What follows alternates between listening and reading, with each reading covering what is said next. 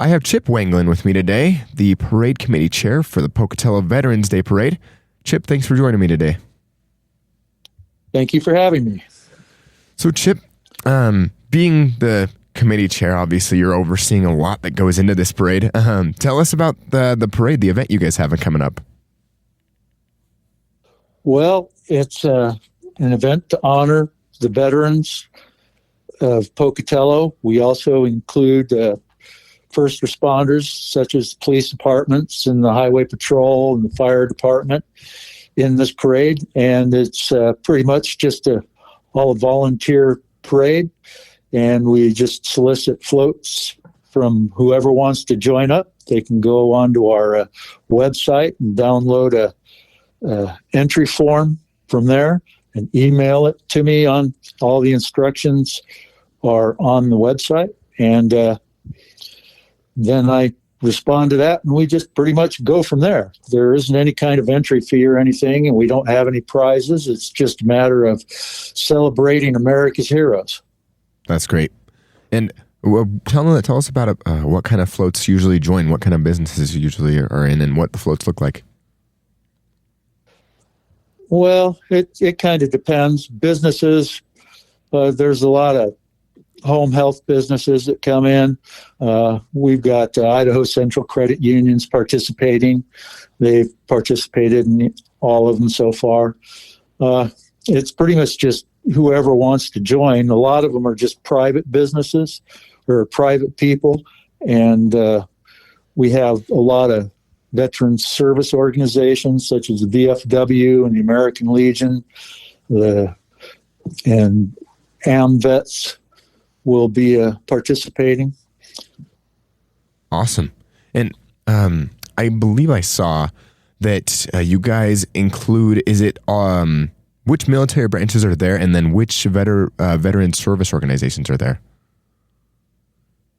Well, like I said, the American Legion, we're the ones that are doing the hosting the parade this year. Last year and this year it was us, and the 2 years before that it was the VFW, and we're going to be passing that on to another veteran service organization here next year, hopefully. So, and it's just kind of up in the air, whoever wants to put together a float, because it can be something as small as just a pickup truck with flags on it and veterans sitting in the front seat driving through. That's good enough for us. Yeah, as long as you guys are there for the right reason, right? Correct. So, how long has the parade been going for in Pocatello? This will be the 4th year. Okay, that's not bad. And in, I guess, past years, since you guys have only been doing this for a few years, how has the community response been with people coming and how they've liked it, that kind of thing? Well, the first 2 years I don't know too much about, but last year we had a very big turnout. Last year we also had the Capitol Christmas tree was coming through, so it was on display at Caldwell Park in Pocatello for the parade. This year we don't have anything big like that. We have flyovers planned from the Rexburg Legacy Flight Museum. They're planning on flying T6s over, and usually the flyovers get a pretty good response from the community, and we get a lot of community support with several thousand people come and watch the parade and participate and have a good time. We have a bit of an event going on in Caldwell Park where we have food trucks down there and different things, displays set up in the park during the parade. And it goes from 11 in the morning till 2 in the afternoon or whenever everybody leaves. That's awesome. So people can come out, they can watch the float, and they can enjoy some food while they're at it. Correct. Sweet. And you mentioned that there were T6s that I'll be flying over. For those of us that don't know what a T6 is, can you explain that for us? The T6 Texan that they have at the Legacy Flight Museum is a World War II era trainer. It's a low wing craft. They taught pilots how to be fighter pilots in. And my understanding is they have one at the museum, and then they have another one that is privately owned that's going to participate also. Along with that, we're having a helicopter fly over by the Portneuf Air Ambulance helicopter.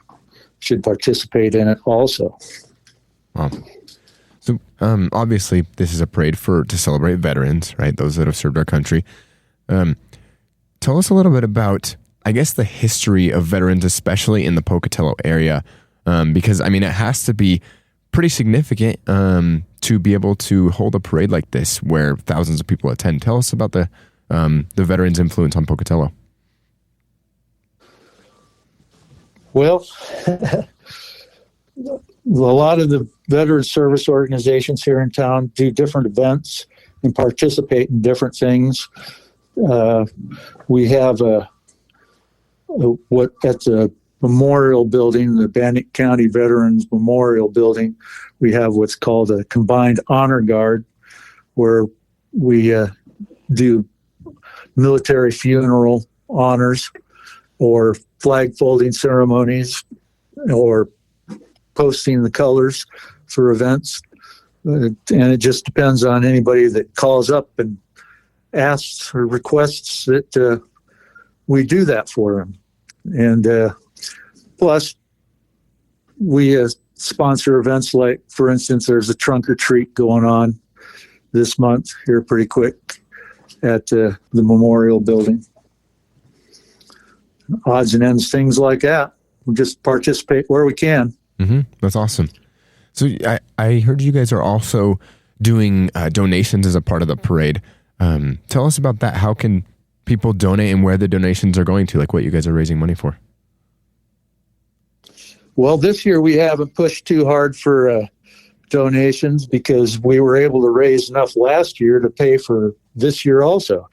So anybody that wants to make a donation to the parade can email me at Pocatello Veterans Day Parade at gmail.com, and I will give them the information they need to make a donation.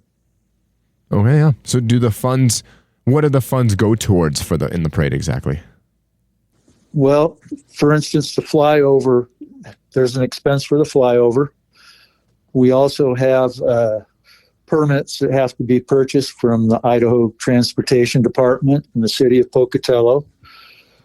We have, we're having the trolley, the city's trolley bus, and we make a donation to them to cover their expenses for the parade. And insurance, we have to have $1 million worth of insurance for that day, along with porta potties and just odds and ends things here and there. It's not really all that expensive. I think probably the flyover is the single biggest expense, but it gets kind of spendy after a little while. Yeah, after it adds up over a year, or years over year. Yep.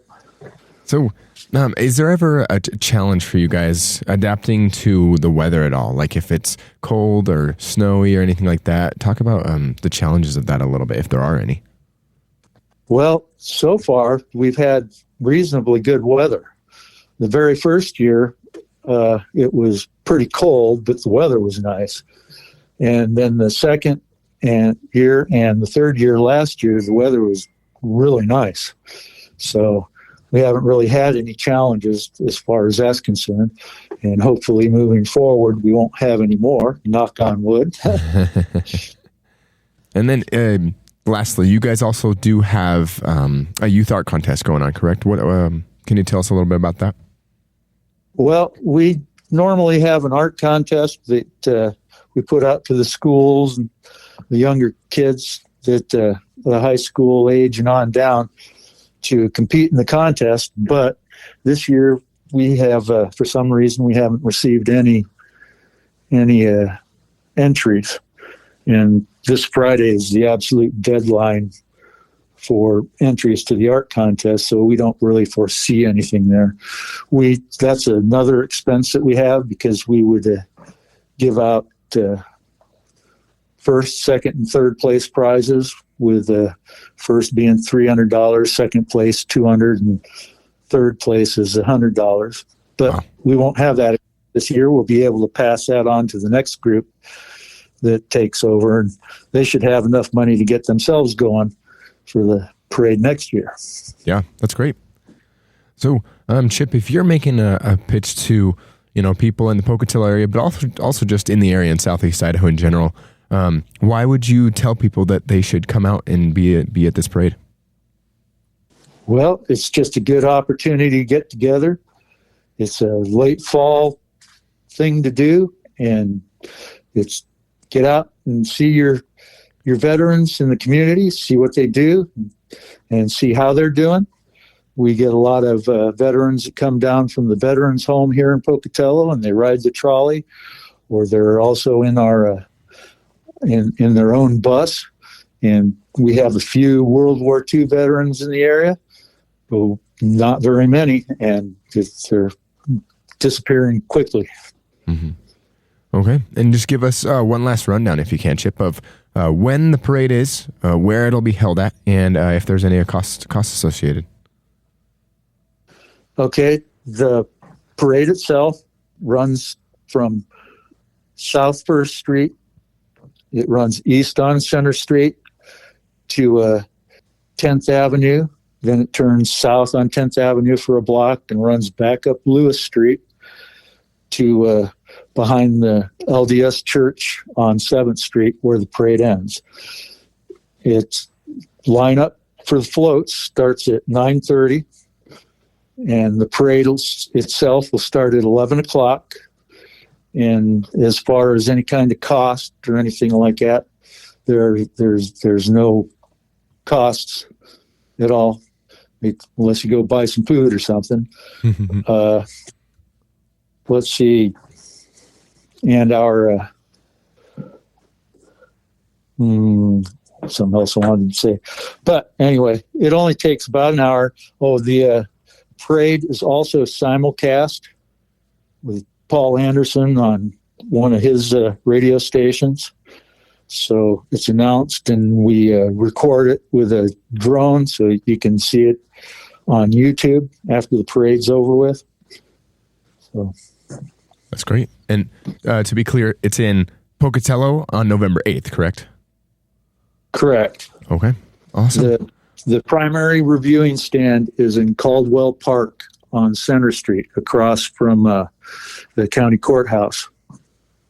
Awesome. Anything else you would add, Chip? No, nothing I can think of right now. Okay, sweet. Well, thanks so much for being on the call with us and telling us a little bit more about the Veterans Day Parade. I wish you the best luck with everything. Okay, thank you.